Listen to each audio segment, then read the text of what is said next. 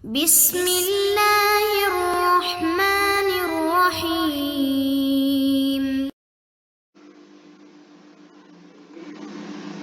Oke, assalamualaikum warahmatullahi wabarakatuh. Kita lanjutkan lagi untuk video kedua. Kali ini saya akan menjelaskan slide yang sebelumnya telah saya share ke kalian mengenai sistem modeling. Oke, jadi ini review materi yang sebelumnya. Di slide sebelumnya dijelaskan masalah fungsional dan non-functional requirement. Saya yakin kalian sudah paham. Harus kalian pahami keluar UTS, fungsional dan non-functional requirement. Kemudian ada proses dari rekayasa requirement, rekayasa kebutuhan, dimulai dari elicitation, specification, dan validation. Pertanyaan di forum saya baca, itu mulainya dari mana? Sudah ada yang jawab, sangat komprehensif. Mulainya dari tengah, start, yaitu requirement elicitation, kemudian muter, specification, dan ada lagi feasibility study, dan ini terus berulang sampai akhirnya review. Di requirement validation sampai akhirnya keluar sistem requirement documents, atau SRS. Sistem requirement documents ini menjadi tugas kalian, tapi saya hanya berharap versi sederhananya saja. Jadi kemarin tugas kalian itu membuat sistem request, misalnya reviewnya sudah dilihat. Sistem request itu nanti kalian masukkan ke format dokumen yang telah saya bagikan. Itu kalian gabung dengan sistem modeling. Nah, gabungan dari sistem request, sistem modeling itu nanti akan menjadi simple SRS. Itu tugas kalian, oke? Oke, sekarang kita masuk ke materi sistem modeling. Jadi seperti yang kita pelajari, ada yang namanya software engineering framework, masih ingat? Mulai dari communication, ingat? Planning, kemudian design, construction, sampai dengan deployment. Lalu, ingat kan? Lihat di slide-slide sebelumnya, insya Allah masuk UTS juga. Jadi apa itu proses dari software engineering, frameworknya apa, dari communication sampai deployment. Nah, sistem modeling ini ada pada proses desain. Oke, ada pada proses desain. Pada slide ini saya akan jelaskan mengenai modeling perspektif. Jadi, ketika orang membuat desain itu apa aja perspektifnya. Kemudian dijelaskan satu persatu dari perspektif itu model apa saja yang diciptakan, mulai dari konteks model, interaction, dan struktural.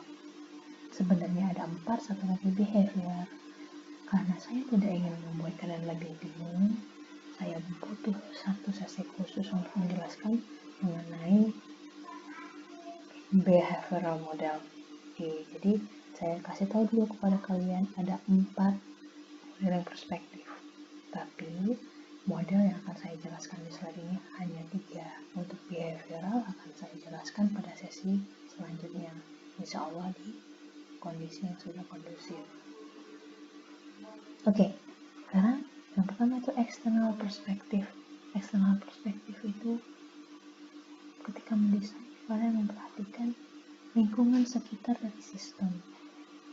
Apa saja yang berhubungan dengan sistem apa saja yang terkoneksi dengan sistem yang akan kalian buat. Kemudian interaction perspektif, kalian membayangkan di desain kalian siapa saja yang akan berinteraksi dengan sistem kalian. Betul sekali. Atau bisa juga komponen dalam sistem itu, apa saja yang akan berinteraksi di antara komponen yang ada di dalam sistem. Komponen sistem kalian bayangkan, codingan kalian, mungkin kalian bentuk OOP, bisa saja antar kelas bagaimana dia berhubungan, lihat interaksinya bagaimana. Kemudian struktural, Struktural itu berarti lebih dalam lagi. Kalian ingin membayangkan bagaimana nih organisasi sistem kalian. Oke, kalian lihat sistem kalian itu terdiri dari beberapa entitas. Entitas apa saja, misalnya mahasiswa, ada entitas dosen. Itu juga nanti akan berhubungan dengan database yang kalian ciptakan. Oke, lihat bayangannya dari struktural ke database. Kemudian behavioral. Behavioral ini lebih ke sifat dinamis dari sistem. Bagaimana mungkin nanti sistem itu bereaksi berdasarkan data. Ya, ada data masuk ke sistem kalian, nanti data itu mengalir seperti apa, diproses seperti apa, hasilnya apa, itu behavioral. Ada lagi yang namanya event. Jadi mungkin saja sistem kalian bekerja berdasarkan event tertentu. Jadi ada inputan event tertentu, nanti otomatis direspon seperti apa. Itu dari behavioral perspektif. Kalian membayangkan nanti kira-kira sifat dari sistem kalian itu seperti apa ketika menangani atau menghadapi data yang masuk ataupun event yang masuk. Oke, saya akan menjelaskan hanya sesimpel itu untuk behavioral. Pada saat ini ada data dan ada event. Data driven dan event driven. Itu untuk yang behavioral. Oke, sekarang kita masuk ke penjelasan eksternal perspektif, interaction perspektif, dan structural perspektif. Oke, kita masuk ke konteks model. Konteks model nama lain dari eksternal perspektif. Jadi dari eksternal perspektif, model yang dimunculkan adalah konteks model. Sama seperti penjelasannya tadi, bahwa di sini kalian memperhatikan lingkungan sekitar sistem seperti apa. Batas-batas sistem itu seperti apa? Batas sistem di sini bisa dilihat namanya adalah sistem boundaries. Jadi kalau di UTS ada pertanyaan apa yang dimaksud dengan sistem boundaries, kalian bisa jawab dengan lugas, dengan bahasa kalian sendiri. Itu merupakan apa saja yang ada di sekitar sistem, di sekitar lingkungan sistem. Bukan hanya mentranslate apa itu sistem boundaries, kalian jawab merupakan batas sistem. Kalian nggak akan dapat nilai maksimum untuk jawaban seperti itu. Oke. Nah, ketika kalian tahu apa saja nih lingkungan sistem yang akan saya buat, misalnya contoh proyek IMS salah satu kelompok kalian, presensi dosen. Oke, presensi dosen. Wah, saya tahu nih, ini adalah rekap presensi dosen. Ini merupakan bagian dari sistem yang telah ada, sistem AIS. Berarti ini nanti masuk ke sistem AIS. Berarti fungsi apa saja yang harus saya masukkan ke dalam fitur yang akan saya kembangkan. Apakah login masuk? Itu ada pertanyaan di forum. Apakah login masuk, Bu, untuk fungsi kami? Kalian bayangkan nih, sekarang di konteks model, bagian konteks model, kan ada namanya, kalian itu fungsi yang dimasukkan ke dalam sistem besar yang namanya AIS. Di sistem AIS tentunya sudah ada dong fungsi login. Oke, berarti kalian tidak perlu lagi memikirkan membuat fungsi login di fitur yang akan kalian kembangkan, betul? Oke, jadi ini fungsinya kalian menggunakan external perspektif.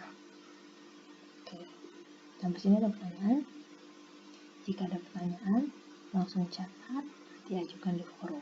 Oke, langsung.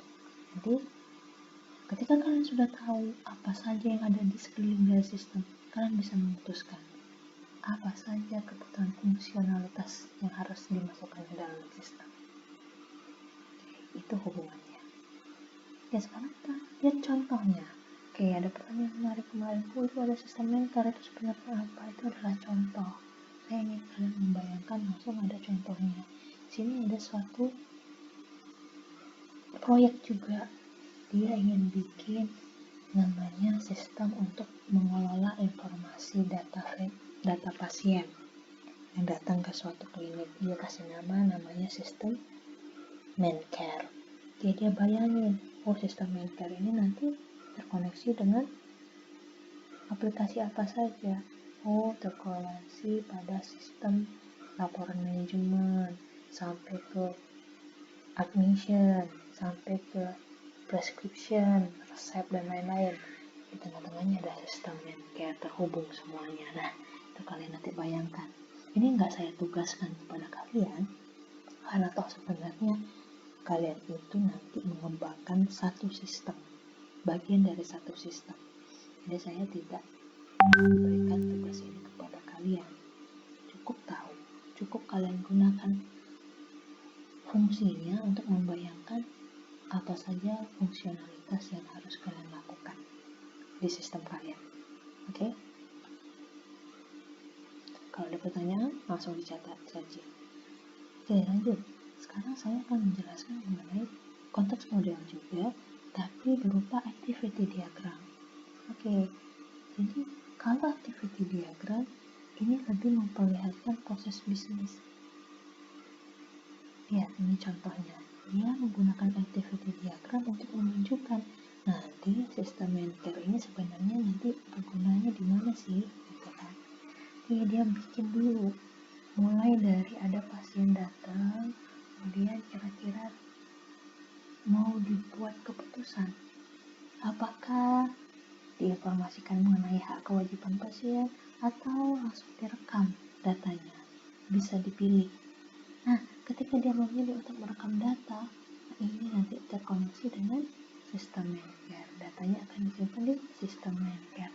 Oke, jadi kelihatannya keseluruhan sistem Mencare ini akan menopang di fungsi bisnis yang mana gitu. Nah, kita sekarang bisa membayangkan proyek kalian di LinkedIn sekarang itu kira-kira akan mendukung di proses bisnis besar bagian mana, akan menambah efisiensi atau efektivitas di bagian mana. Itu contoh penggunaan activity diagramnya. Oke, tapi nanti untuk tugas kalian saya akan sedikit mengubah pola pikir kalian. Ini kan untuk proses bisnis yang tidak dilakukan oleh sistem. Nah, saya pengennya nanti activity diagram yang kalian buat itu activity diagram yang dilakukan oleh sistem. Seperti apa nanti saya jelaskan di sesi berikutnya.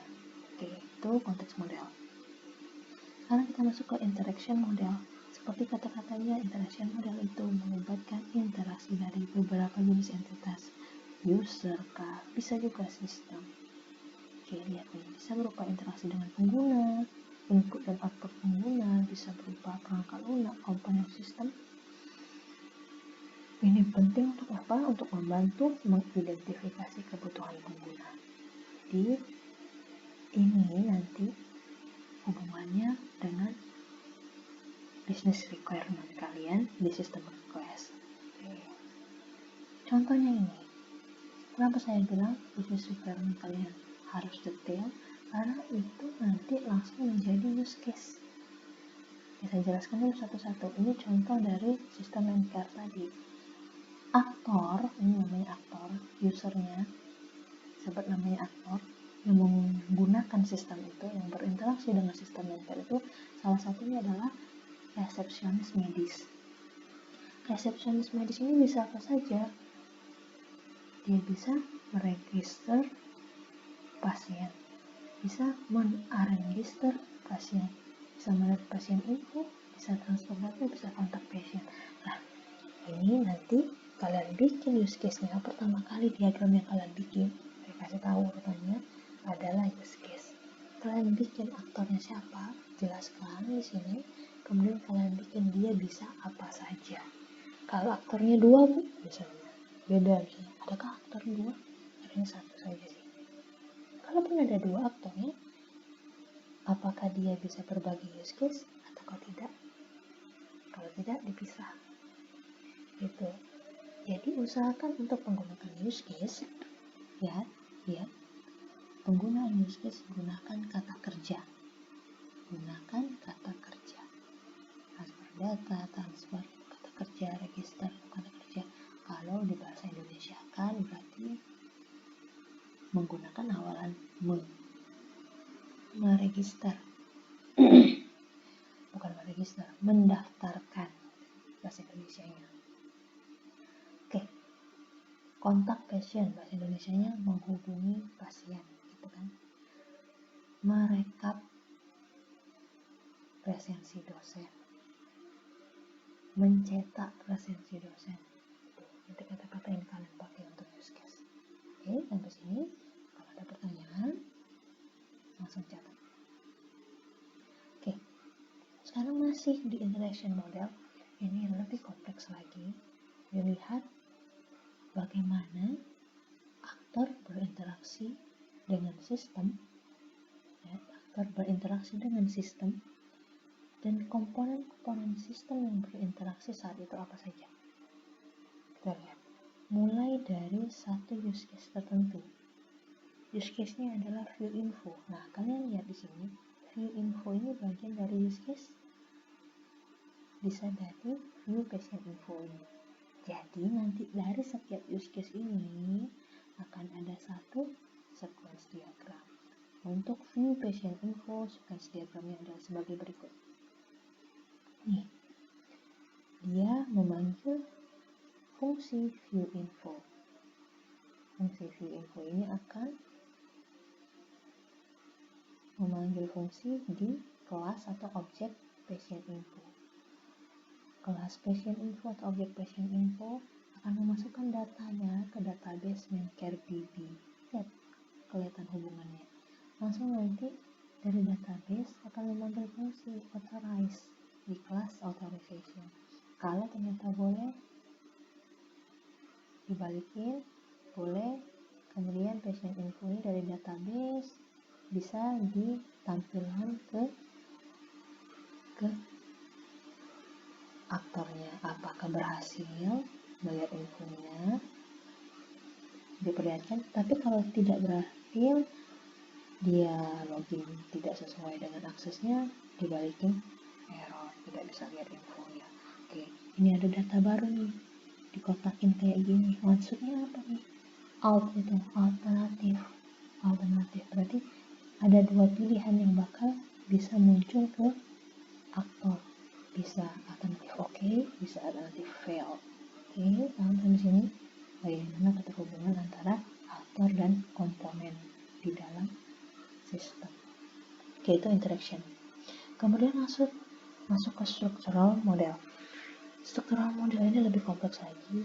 Kalian akan tahu bagaimana organisasi dari sistem yang kalian bikin. Nah, yang perlu menjadi perhatian adalah kalian toh tidak membuat suatu sistem baru. Kalian itu mengembangkan fungsi dari suatu sistem. Berarti sebenarnya sistem kalian itu sudah ada organisasinya, sudah terbentuk organisasinya. Betul kan? Sudah terbentuk organisasinya, jadi kalian tinggal cari tahu sebenarnya. Ya, untuk membantu kalian harus cari tahu apa-apa saja komponen yang ada di sistem kalian. Kalian kan sebenarnya merekap presensi dosen, berarti ada data dosen, gitu kan? Merekap presensi mahasiswa, berarti ada data mahasiswa. Itu kalian coba cari tahu. Oke, Anda membuat modal struktur harus sistem ketika Anda modal untuk mendiskusikan dan merancang arsitektur suatu sistem. Kelas diagram dapat dimanfaatkan untuk kebutuhan ini. Jadi intinya kalian akan menentukan diagram kelas dari sistem kalian. Oke, ini contohnya struktural model atau kelas diagram. Nih, lihat di sini. Pada sistem informasi pasien Memcare ada entitas pasien, kelas pasien, ada kelas record pasien. Record itu rekam medis misalnya, data pasien. Kita lihat di sini, ini yang satu ini namanya multiplicity. Satu berarti artinya satu. Cara bacanya, lihat ini. Cara baca ini berarti satu pasien memiliki satu pasien record. Kalau misalnya kalian punya tipe kelasnya misalnya mahasiswa dengan mata kuliah misalnya, mahasiswa dengan mata kuliah, bisa nggak satu ke satu?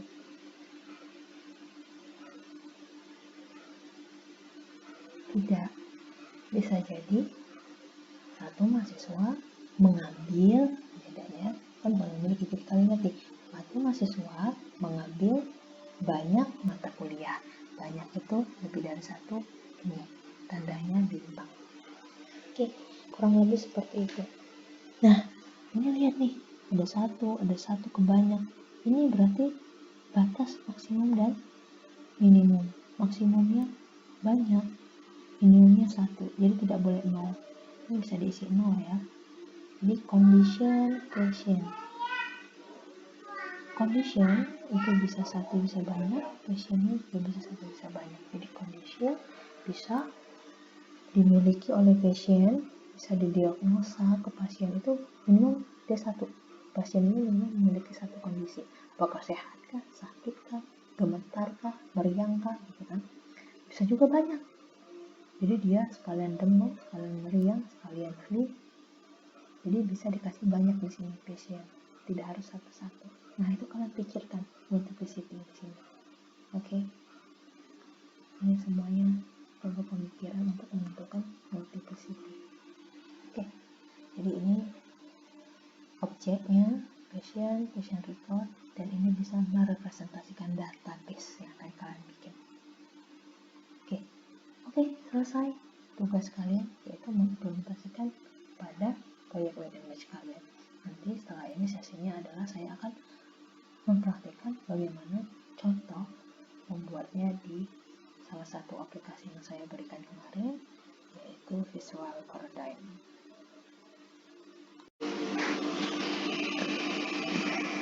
Oke, kita lanjutkan tutorial membuat diagram yang ditugaskan di sistem modeling kalian. Oke, ini saya menggunakan Visual Paradigm Community Edition for free.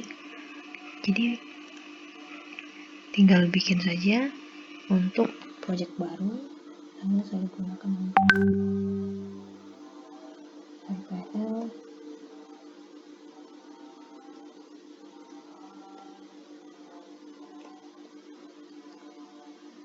Oke, pilihnya ONL, klik Join Project.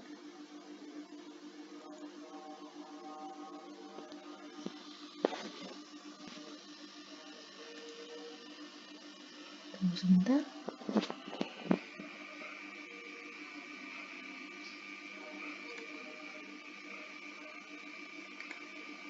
Oke, ini udah jadi. Kalian ke diagram navigator. Nih, ada pilihannya. Ada use case diagram, class diagram, sequence diagram, communication diagram. Saya hanya meminta use case, class diagram, activity diagram. Sekarang kita coba new use case diagram. Klik kanan use case diagram, bikin new use case diagram. Oke, otomatis nanti bisa kalian kasih nama, misalnya use case diagram. Kasih nama use case diagramnya presensi dosen misalnya. Oke, ini misal ya. Ini jadi use case diagram presensi dosen. Yang perlu saya kalian bikin adalah lapornya siapa. Mudah sekali. Kasih nama lapornya misalnya operator atau admin. Ya, admin BAK, kemudian kita buat dia bisa ngapain aja. Misalnya bisa masukkan nama dosen di field pencarian, misal ya. Terus ada use case, misalnya dia bisa apa lagi, merekap presensi dosen berdasarkan periode. Misalnya, kita tidak usah berdasarkan periode mereka profesi dosen gitu kan. Apalagi setelah dia udah rekap, dia bisa mencetak presensi dosen. Ya, sangat mudah sekali. Tinggal kalian samakan untuk estetika, samakan untuk use case-nya gitu kan.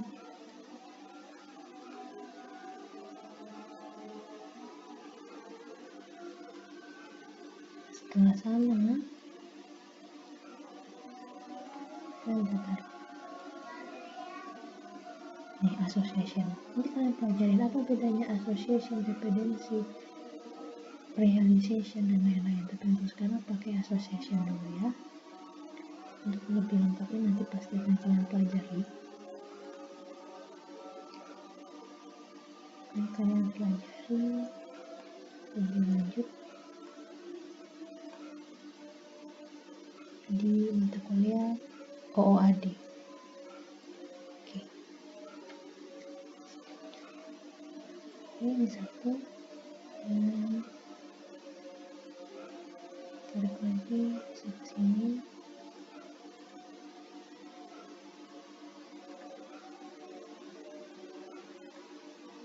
Lagi ke sini. Oke. Coba bisa ke diagram kalian. Mudah sekali. Satu diagram use case kalian. Oke. Lebih cantik kalian tambahkan sistem di sini. Tambahkan sistem namanya apa? ICE. Jadi itu adalah bagian dari si ICE. Oke. Nah, lanjut ketika kalian sudah membuat use case diagram ini, kalian lanjutkan lagi activity diagramnya. Oke. Activity diagramnya seperti apa? Itu dimulai dengan pastinya initial node, startnya. Oke, start. Kalian start dulu. Selesai akan ada actionnya. Misalnya, lihat ya, setiap satu use case, satu activity diagram. Oke. Tadi use case-nya ada berapa? Ada 3. Memasukkan nama dosen di file pencarian. Oke.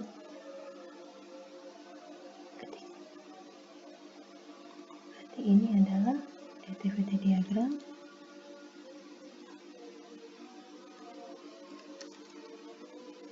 Masukkan nama dosen di file pencarian. Oke. Oke, kalian masuk ke sini. Mulai dari ngapain dulu? Yang di awal ngapain dulu? Misalnya dia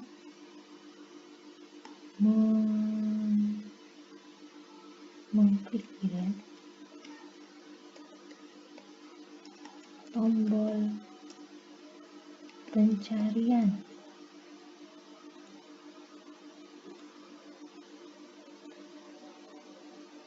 Oh bukan, pertama kalinya dulu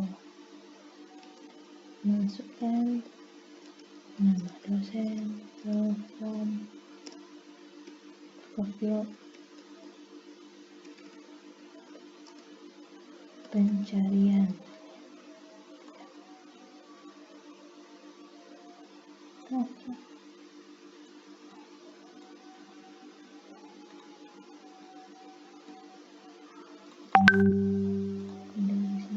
Kemudian ke sini. Kemudian perlu final belakangnya ini selesai. Satu diagram selesai.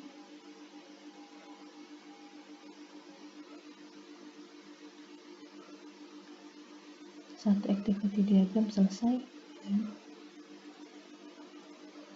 untuk satu use case. Jadi kalian bikin lagi new diagram lagi gitu kan untuk 2 use case lainnya. Oke, itu contoh. Kemudian lanjut ke kelas diagramnya. Di kelas diagramnya kalian bikin new kelas diagram. Di new kelas diagram, apa yang perlu kalian bentuk? Kelasnya. Ada admin BAK. Admin BAK itu bagian dari apa? User misalnya. Ada kelas user. Di kelas user ini ada apa saja misalnya. Ya nggak usah kalian detailkan juga nggak apa-apa. Saya butuh kalian bikin kelas-kelasnya dulu. Kalian tentukan user. Ada misalnya ada dosen.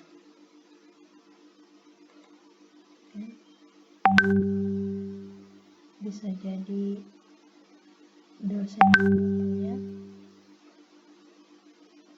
data presensi misalnya.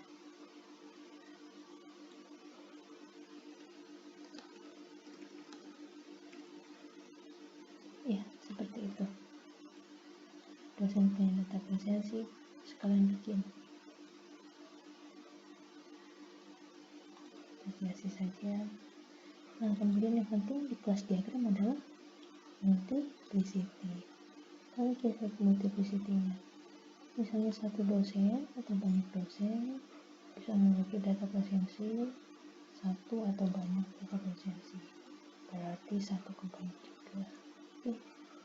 Jadi dosen atau data presensinya. Apakah satu use case? Di sini bukan berarti satu use case, satu activity diagram, kemudian satu kelas diagram. Tidak. Kelas diagram cukup satu untuk keseluruhan. Oke. Jadi yang runut itu satu use case. Nanti kelas diagram cukup satu saja untuk keseluruhan. Berarti nanti use case diagramnya, kalau misalnya kalian use case-nya 3, berarti activity diagramnya 3. Kemudian satu lagi sequence diagramnya 3. Ini kita akan coba sequence diagram. Nah, berarti sequence diagramnya tadi dimasukkan nama dosen ke field pencarian, misalnya kasih nama aktor dulu ya, langsung otomatis jadi aktor. Ini siapa? Kakak gitu. Kemudian ada levelnya. Siapa ini nanti? Dia akan langsung ke sistem. Langsung ke view. View search. Misal, ini langsung kalian tarik di sini. Nah,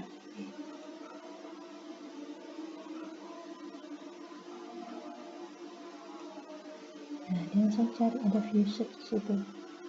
Otomatis akan terbuka. Oke, kurang lebih itu yang akan saya jelaskan. Dan ini nanti dengan mudahnya kalian bisa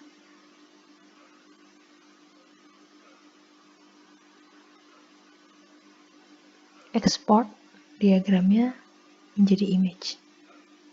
Oke. Bisa kalian tentukan mau disimpan di mana. Oke, demikian dari saya. Jika ada pertanyaan atau kalian explore mau pakai aplikasi lain, mau pakai Visio juga boleh, tapi menggunakan tools yang saya infokan kepada kalian di slide sebelumnya itu sangat-sangat membantu dan mempercepat prosesnya. Oke, selanjutnya saya akan ada sesi satu lagi. Saya akan menjelaskan mengenai template tugas sistem modeling kalian. Oke, bismillahirrahmanirrahim. Ini sesi terakhir dari video ini. Saya akan menjelaskan mengenai template yang harus kalian gunakan untuk tugas kedua. Jadi di bagian pertama itu ada cover, harus ada judul dokumen, anggota timnya siapa saja, kemudian logo perusahaan. Oke, bikin sekreatif mungkin. Yang penting ada komponen-komponen yang saya berikan di contoh ini. Mau kalian desain sebagus apapun, seprofesional apapun, silahkan. Oke, yang ingin saya tekankan adalah lihat judulnya System Requirement Specification. Sebenarnya SRS itu lebih kompleks dari tugas kalian ini, tapi saya ingin membuat kalian merasakan, oh ini caranya membuat suatu SRS sederhana. Kenapa saya bilang sederhana? Karena dengan keterbatasan kita sekarang, dengan kondisi yang belum kondusif,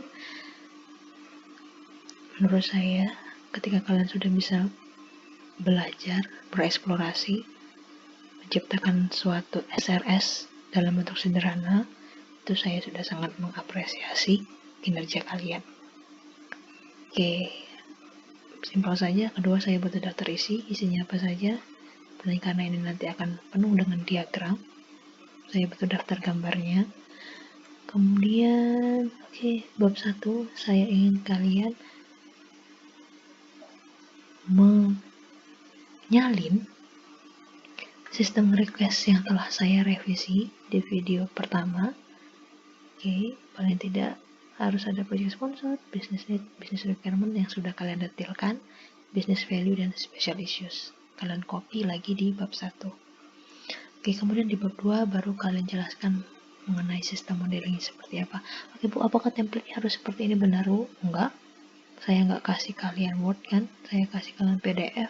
Intinya akan ada bagian sistem request-nya, akan ada bagian sistem modelingnya. Apakah penomorannya seperti bab 1, bab 2, ini terserah kalian, sekreatif kalian mau menciptakan dokumentasi seperti apa.